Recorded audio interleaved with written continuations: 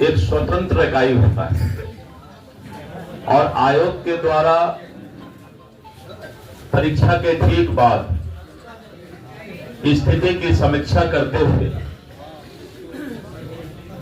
और एक सेंटर का परीक्षा रद्द किया गया है। और जिस तरह का धरना चल रहा है उस धरना पर आयोग संवेदनशील होकर इस बात का आकलन कर रही है कि क्या और किसी सेंटर पर किसी तरह की गड़बड़ी हुई है या नहीं हुई। अभी तक इस तरह का कोई मामला किसी भी सेंटर के और सेंटर पर बैठने वाले उम्मीदवार के द्वारा शिकायत आयोग के पास नहीं आया है। लेकिन कुछ लोग जो धरना पर बैठे हैं उनका मांग है कि पूरे बिहार का जो है बीपीएससी का जो परीक्षा हुआ है और उसके संबंध में रद्द करने की बात कही जा रही है। लेकिन आयोग इस बात को पूरी तरह से समीक्षा करके जांच करके अभी फैसला ली है और आगे भी कोई इस तरह का मामला आएगा और उसका कोई पुख्ता सबूत होगा दूसरे सेंटर का तो निश्चित रूप से आयोग कार्रवाई करेगी। लेकिन किसी भी सेंटर पर अगर इस तरह की कोई घटना की बात आई है तो उसका पुख्ता सबूत आयोग के पास देना होगा। और ये तो सिर्फ बिहार का परीक्षा है बीपीएससी। आज से कुछ दिन पहले पूरे देश के लाखों छात्र, जिसमें 30 लाख 40 लाख से भी ज्यादा छात्र होते हैं, नीट का परीक्षा हुआ था और नीट के परीक्षा में कुछ इस तरह के मामले आए थे और मामला सुप्रीम कोर्ट तक गया था। लेकिन अगर उसमें आदेश दिया कि एक सेंटर के कारण या कुछ अभ्यर्थी के कारण सभी लोगों को इसकी सजा नहीं दी जा सकती, तो इसलिए बहुत कानूनी बात भी है और आयोग इसके लिए स्वतंत्र भी है। दबाव बनाकर कोई काम नहीं कराया जा सकता है, साक्ष्य के आधार पर ही कोई फैसला होता है। और मुझे लगता है कि जो पत्रकार बंधु यहां हैं उनकी भी राय यही होगी कि कोई भी फैसला साक्ष्य के आधार पर किया जाता है। अब एक उनका दूसरा सवाल है कि जो नए लोग आएंगे उनका जो नया क्वेश्चन होगा उस क्वेश्चन का क्या स्टैंडर्ड और क्वालिटी होगा। इस बात को भी माननीय उच्चतम न्यायालय ने नीट के मामले में स्पष्ट कर दिया है। और अगर रिजल्ट आने के बाद ऐसा देखा जाता है कि किसी एक ही सेंटर से 80% लड़के, 70% लड़के, 50% अभ्यर्थी क्वालिफाई कर जाते हैं, तो फिर एक नया सवाल आ सकता है कि रिजल्ट आने के बाद अगर ऐसा हो कि अगर मान लीजिए क्वेश्चन आउट हुआ है, किसी तरह का गलत हुआ है, तो वहां के स्टूडेंट तो ज्यादा पास करना चाहिए एक सेंटर पर। तो रेशियो, परसेंटेज ऑफ रिजल्ट भी देखा जाता है टेक्निकल तरीके से। इस पर बहुत स्पष्ट सुप्रीम कोर्ट का जो है एक नीट के मामले में जजमेंट आया हुआ है।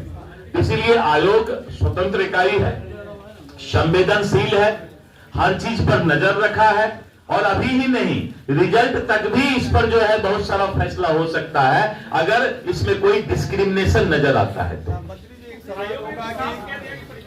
नहीं, देखिए, आप आयोग तो कहेगी पहला फैसला। मेरा ये कहना है कि आयोग ने स्पष्ट कर दिया कि प्रथम दृष्टया में हमने जो गलती पाया वहां का हमने फैसला ले लिया, आगे किसी तरह का कोई जो है निर्णय नहीं होगा। लेकिन मैं तो इससे और पीछे जाकर के आपको माननीय उच्चतम न्यायालय के बारे में बताया कि इस तरह के मामला जब आते हैं तो उस पर जो है कानूनन राय भी बहुत स्पष्ट है। सर, ईओयू ने 3 बड़े कोचिंग संस्थान की भी बात कही है कि इस तरह के काम करवाने का काम किया है। ये भी आरोप। अब देखिए, ये तो मैं सीधा कोई आरोप नहीं लगा सकता किस पर, क्योंकि ये तो जांच का विषय है और जांच के विषय में कोचिंग संस्थान की क्या भूमिका है ये तो कोई जांच करने वाली संस्था ही बता सकती है, मैं इस पर कोई बात नहीं कर सकता। सरकार के नाक के नीचे पटना में इस तरह की घटना होती है, क्या सवाल है? आप एग्जामिनेशन देने जाइए और आप पहले से मन बना के रखिए कि जाते के साथ जो क्वेश्चन मिलेगा उसका फोटो खींच करके बाहर भेज देंगे, खिड़की से हम क्वेश्चन फेंक देंगे।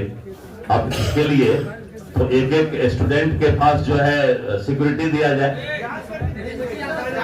मेरी बात समझिए ना, इसीलिए तो फैसला हुआ है और इसका जवाब ज्यादा आपको स्पष्ट जो है आयोग के सदस्य या आयोग के चेयरमैन दे सकते हैं।